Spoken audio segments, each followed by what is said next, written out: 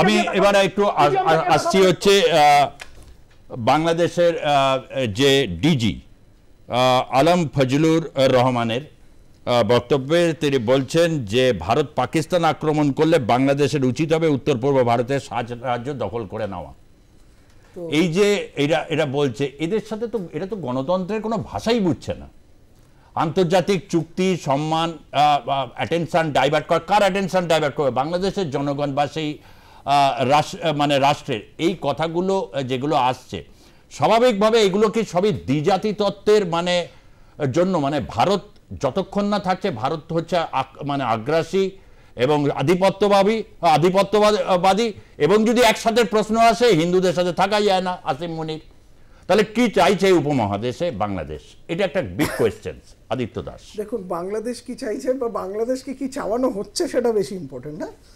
আপনি যদি দেখেন, আমি একটু অন্যভাবে, আপনি যে ওই আলম ফজলুর রহমানের কথা বললেন, এদের বডি ল্যাঙ্গুয়েজ দেখুন, ডিজি ছিল তো, এদের বডি ল্যাঙ্গুয়েজ দেখুন, বডি ল্যাঙ্গুয়েজ অনেক কিছু বলে। আর আমাদের আর্মি জেনারেল বা আমাদের এয়ারফোর্স যখন মিটিং হয় তাদের বডি ল্যাঙ্গুয়েজ দেখুন, ওই বডি ল্যাঙ্গুয়েজেই শক্তিটা স্ট্রেংথটা ক্লিয়ার হয়ে যাবে। সে নিয়ে আমি বিশেষ এতে যাব না। মানে বিজিবি যে আছে ওদের বর্ডার গার্ড করে, তারা ইভেন আমাদের কয়েকটা পুলিশ ফোর্স তাদের থেকে এফিসিয়েন্ট, মানে ইন্ডিয়ান আর্মিও লাগবে না আমি বলছি ইস্টার্ন কমান্ডে। হ্যাঁ, সেই সব ছেড়ে দিই, আপনি আইএসআই এসে ট্রেনিং করে ওদের বাংলাদেশে মিরপুর টিরপুরে, তাই এগুলো সব ইন্টেলিজেন্স ইনপুট। আমি যেটা বলার কথা, নর্থ ইস্টটা স্ট্র্যাটেজিক্যালি খুব ইম্পর্টেন্ট। হ্যাঁ, ভারতবর্ষের কাছে আমি আমি ভারতের পার্সপেক্টিভ দিয়ে বলছি কেন নর্থ ইস্ট ইম্পর্টেন্ট। আপনি দেখবেন যে কোনো শিপমেন্ট আসে যেটা স্টেট অফ মালাক্কা ক্রস করে বে অফ বেঙ্গলে ঢোকে ওয়াটারে, প্রথম ওরা ডিপ সি পোর্ট পায় চিত্তগং পোর্ট, যেটা বাংলাদেশ। তারপরে আপনার হলদিয়া টলদিয়াগুলো আসে, ভাইজ্যাক আসে, সেগুলো অনেক পরে আসে। আর হলদিয়া টলদিয়া এগুলো ডিপ সি পোর্ট না, যার জন্য দেখবেন যত নর্থ ইস্টে যত বিজনেস সাবমিট হয়, যা কিছু হয়, বাংলাদেশের শিল্পপতিরা ওখানে থাকে। কারণ ওদের যে কনসাইনমেন্টগুলো মানে চিত্তগং পোর্ট হয়ে ডিস্ট্রিবিউশনের ওরা প্ল্যানিং করে, যে নর্থ ইস্টের পুরো যে মার্কেটটা বাংলাদেশ ধরতে চায়। এটা আমি ফেয়ার, মানে কোনো রাজনৈতিক কিছু না, ইরেসপেক্টিভ অফ এভরিথিং, ওদের ইকোনমিক অ্যাডভাইজারদেরই এই সাজেশনগুলো। যার ফলে কি হয়, এবার সেইটাকে কাউন্টার করার জন্য ভারত সরকার যেটা করেছিলেন, আমাদের সাগরে একটা ডিপ সিপোর্টের প্রপোজাল রেখেছিলেন। পরে সেটা তাজপুরে জমি টমি নিয়ে শিফট করা, এতে তাতে ন্যাশনাল ওয়াটারওয়েজ ওয়ানটা পাচ্ছে না, মানে ইন্টারনাল ওয়াটারওয়েজ যেটা সেটা পাচ্ছে না। সেই জন্য পরে সেন্ট্রাল গভর্নমেন্ট প্রজেক্টটা অ্যালট করে উইথড্র করে সেটা স্টেটের জন্য। স্টেট বলেছে না এখানে আমরা করতে পারবো। এই ডিপ সি পোর্টটা হলে পশ্চিমবাংলার তো উন্নতি হতোই হতো সাপ্লাই চেনে, তার সাথে সাথে নর্থ ইস্টের যে ডিস্ট্রিবিউশনটা ওটা পুরো আমরা কন্ট্রোল করতে পারতাম। যা সেই স্ট্র্যাটেজিক ভুলগুলো আমাদের দিনের পর দিন হয়েছে বা বিভিন্ন কারণে। বা তিস্তার কথা তুললেন তো আপনি, তিস্তার যে ডিসপিউটটা আপনার বা ফারাক্কার যে ডিসপিউটটা আপনি দেখবেন, সেটা 2011-এ মনমোহন সিং যখন প্রাইম মিনিস্টার ছিলেন তখন হাসিনাকে নিয়ে বসেছিলেন। শেষ মুহূর্তে একদম আমাদের সিএম, যেহেতু ওয়াটার একটা স্টেটের সাবজেক্ট, শেষ মুহূর্তে উইথড্র করেন, মানে উনি মিটিং অ্যাটেন্ড করেননি, যার ফলে পুরো জিনিসটা ভেস্তে যায়। তো আপনি, আমি বলছি পুরো জিনিসটাকে একেতে রাখুন, মানে সেটা ভেস্তে যাওয়ার একটা কারণ হচ্ছে, যেহেতু নেই ভেস্তে যাওয়ার একটা কারণ ছিল, এটা জনগণের কাছে ক্লিয়ার ছিল না। তিস্তার জলে উত্তরবঙ্গের চাষাবাদে কোনো টেকনিক্যাল ফিজিবিলিটি রিপোর্ট, অনেকটাই হচ্ছে বাংলাদেশেরকে এই যে একটা মানে আশকারা দেওয়া, বিভিন্নভাবে বাংলাদেশ প্রচুর আশকারা পেয়েছে, ভারতেরও পেয়েছে, না হলে এই সমস্ত থার্ড গ্রেডেড সমস্ত পলিটিশিয়ানসকে, সব ছাত্র নেতা, প্রচুর ছাত্র নেতা তো আমরাও দেখেছি জীবন। না ওটা আপনি নির্ভাব না থাকুন, বাংলাদেশ এইভাবে চলতে থাকলে বেশ কিছুর মধ্যে সিরিয়া ইরাক হয়ে যাবে। বাংলাদেশ আর বাংলাদেশ থাকবে না, ওটা সিরিয়া ইরাক হয়ে যাবে, সেই ভার্জেই আছে বাংলাদেশ। মানে সিরিয়া ইরাকের ছবি যেটুকুনি দেখেছি, বাংলাদেশের যে ছবি, মানে যেভাবে 5ই আগস্টের পর থেকে যে ছবিগুলো দেখেছি, যেভাবে আর কি মব জাস্টিস হচ্ছে, সিরিয়া ফিরিয়াতে অত মব জাস্টিসের প্রশ্ন, অত ডেনসিটি অফ পপুলেশনও নেই, অত ধরছে, যুদ্ধ হচ্ছে, গোলাবাড়ি হচ্ছে, তার থেকেও তো ওয়ার সিচুয়েশন তৈরি হয়ে গেছে। পপুলেশনটা অনেকটা হোমোজিনিয়াস, বাংলাদেশে একটু হলেও ডাইভার্সিটি আছে, হিন্দু আছে, বৌদ্ধ আছে, খ্রিস্টান আছে, সেগুলো নেগলিজিবল কম্পোজিশনে। 8% হিন্দু তো আছে বাংলাদেশে, হিন্দু লিডারগুলো তো আছে চিন্ময় কৃষ্ণ প্রভুর মতো লোকজন যারা সংগঠিত করছিল। মুশকিলটা সেইখানে, ইরাক সিরিয়া তো ওই লড়াইটা না, কিন্তু আমি বলছি স্টেট অফ অ্যাফেয়ার্সটা, ওদের স্টেট অফ অ্যাডমিনিস্ট্রেশনটা, সেটা কিন্তু ইরাক সিরিয়ার দিকেই যাচ্ছে। কারণ অলরেডি ইউএসের ডিপ স্টেটের গ্রিপ থেকে বাংলাদেশ আস্তে আস্তে বেরিয়ে যাচ্ছে। ট্রাম্প অ্যাডমিনিস্ট্রেশন আসার পর ওদের মোটামুটি আর সেই কবজা সাবকন্টিনেন্টে নেই, কমে গেছে। এবার আপনি ইস্টার্ন বর্ডার ওয়েস্টার্ন বর্ডারকে খুব একটা আলাদা করে দেখবেন না, একজন আরেকজনের প্রক্সির কাজ করবে। সেটা 71-এও করেছে, বা এখন যদি ওয়েস্টার্ন ফ্রন্টেও শুরু হয়, ইস্টার্ন ফ্রন্টেও ডিস্টেবিলাইজ করার চেষ্টা চলবে। ওই জন্য নর্দার্ন কমান্ড, ইন্ডিয়ান আর্মির ইস্টার্ন কমান্ড দুজনকে একসাথেই অ্যালার্টে রাখবে ভারত, সে নিয়ে কোনো সন্দেহ রাখবেন। এবং এই পরিস্থিতিতে দীপ্তিমানবাবু আপনি যেটা দেখছেন যে এই যে অ্যালার্ট থাকার দরকার রয়েছে, এই জায়গা থেকে দাঁড়িয়ে একটা দীর্ঘদিন বাংলাদেশে যে পরিস্থিতি তৈরি হয়েছে, 7-8% হিন্দু বা গোটা দেশে এই যে একটা পরিস্থিতি তৈরি হয়েছে, এই পরিস্থিতির মধ্যে কিন্তু ধরুন পায়েলগাঁও ঘটনার আগে আমি কিছুতে এটা ভুলতে পারছি না। আমি কেন জানি না মনে করছি এই ষড়যন্ত্রের প্রথম তাত্ত্বিক বেসটা তৈরি করে দেওয়া হয়েছে দ্বিজাতি তত্ত্ব দিয়ে এবং আসিম মনির। হি ইজ দ্য ম্যান যে এই জিনিসটা করেছে, এবং যে চর্চাটা বাংলাদেশে 8 মাস ধরে চলছে, যে প্র্যাকটিসটা নামাচ্ছে ওটা দ্বিজাতি তত্ত্বের ঠিক এই ধরনের বয়ানগুলো আপনি 46, 45 ওই সময়কার বা 40-এর দশকের আপনি বিভিন্ন দেখুন, তৎকালীন যারা লিডার, সে জিন্না হোক, একে ফজলুল হক নিয়ে অনেক আমরা অতিকথন শুনেছি, তার চোখ থেকে নাকি দেশভাগে পর শুধু জল গড়াতো। আমার তো মনে হয় এগুলো সব crocodile tear.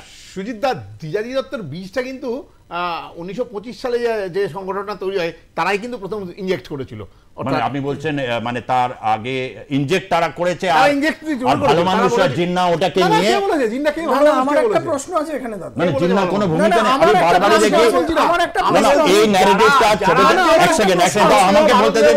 I am capable enough to go through this thing.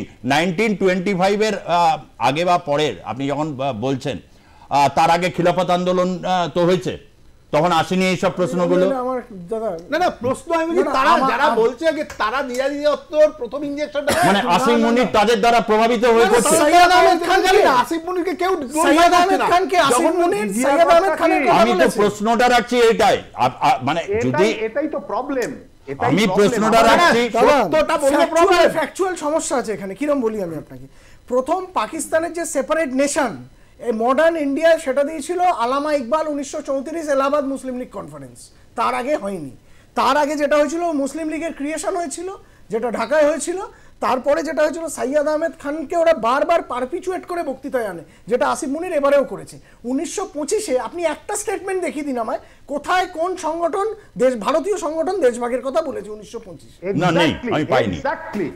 এমন সুভাষচন্দ্র বসুর দিন, জন্মদিনের দিন আমি করতে গিয়ে সুভাষচন্দ্র বসুর জিন্নার কাছে যে ব্যবহার সুভাষচন্দ্র পেয়েছে, এটা ইতিহাসে এগুলো অনুচ্চারিত হয়ে রয়েছে।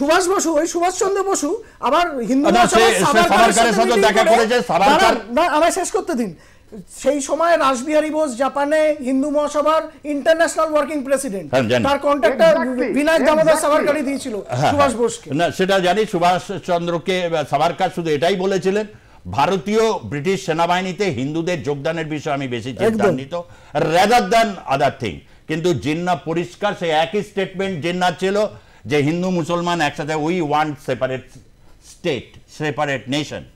এটা ছিল আমার প্রশ্নটা এইখান থেকে আর কি। প্রশ্নটা আপনাকে যে করেছিলাম মাঝখানে, আমি নিজেই প্রশ্নটা রেখে আমাকে উত্তর অনেকগুলো জায়গায় দিতে হলো, দুর্ভাগ্যজনক। দীপ্তিমান বাবু, প্রশ্নটা হচ্ছে দেখুন, না আমার কথা হচ্ছে দ্বিজাতি তত্ত্ব, মানে এই যদি পরিস্থিতি থাকে তাহলে আমার মনে হয় যে এই প্রচুর সেনাবাহিনীর হাতে তো ক্ষমতা এসেছে, জম্মু কাশ্মীর থেকে শুরু করে, এবং সেনাবাহিনী তার মতো করে, সে কোনো বেয়ার মিনিমাম রিস্ক নেবে না।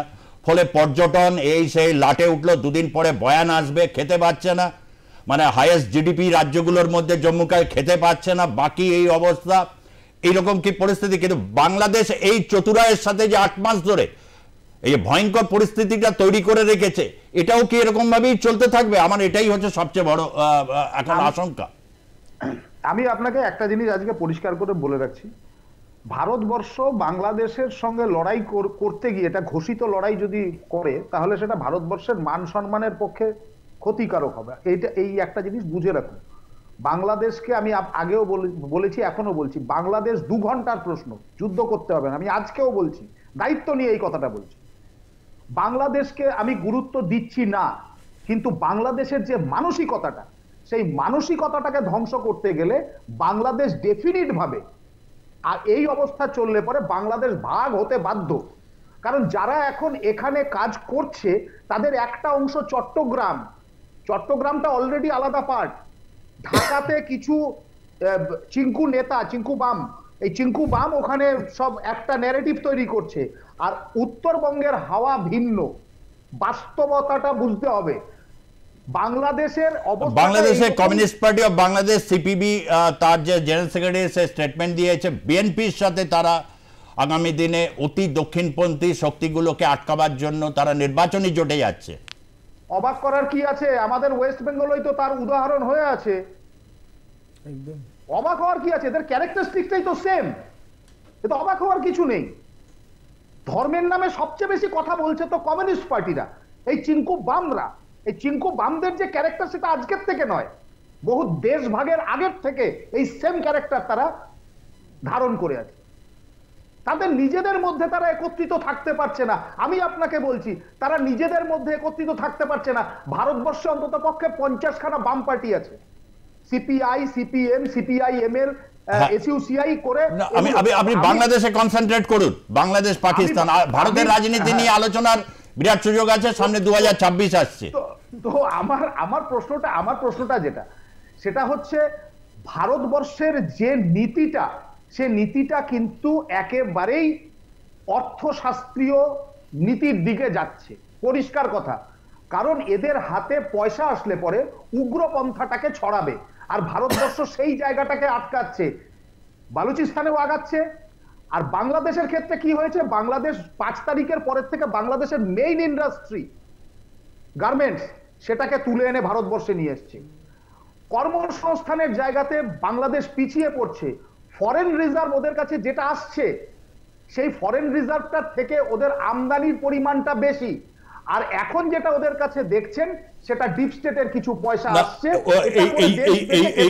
এই যে জায়গাটায় উনি বলছেন, বিজেপির যিনি প্রাক্তন যিনি আলম ফজলুর রহমান, তার একটা জায়গায় এখানে বলছে যে এই উপমহাদেশে মূলত দুটি মুসলমান দেশ, পাকিস্তান, বাংলাদেশ। মালদ্বীপ এত ছোট, সামরিকভাবে দুর্বল যে ভারতের মুসলমানদের স্বার্থ রক্ষার কোনো দায়িত্ব মালদ্বীপ পালন করতে পারবে না। ভারতে মুসলমানদের জান ও মাল রক্ষার মূলত দায়িত্ব করতে হবে বাংলাদেশ পাকিস্তানকে। তো সরাসরি মানে এই স্টেটমেন্টগুলো হস্তক্ষেপ। তারা বসে আছে সুন্দর সন্ধ্যে 7টায়, এই 8টায় তারা তাদের পানীয় যা খাদ্য গ্রহণ করছে। চিন্ময় কৃষ্ণ দাস জেলে পড়ছে। হ্যাঁ, মানবাধিকার লঙ্ঘনের ঘটনাগুলো নিয়েও আন্তর্জাতিক মহল চুপচাপ, অনেকটাই চুপচাপ হয়ে রয়েছে। রাষ্ট্রপুঞ্জের তো কোনো ভূমিকা আছে বলে তো আমার তো মনে হয়। আপনি ফজলুর রহমানের বক্তব্য আর পাকিস্তানের রেলমন্ত্রীর বক্তব্যের মধ্যে কোনো পার্থক্য পেয়েছেন? সে কি বলেছে?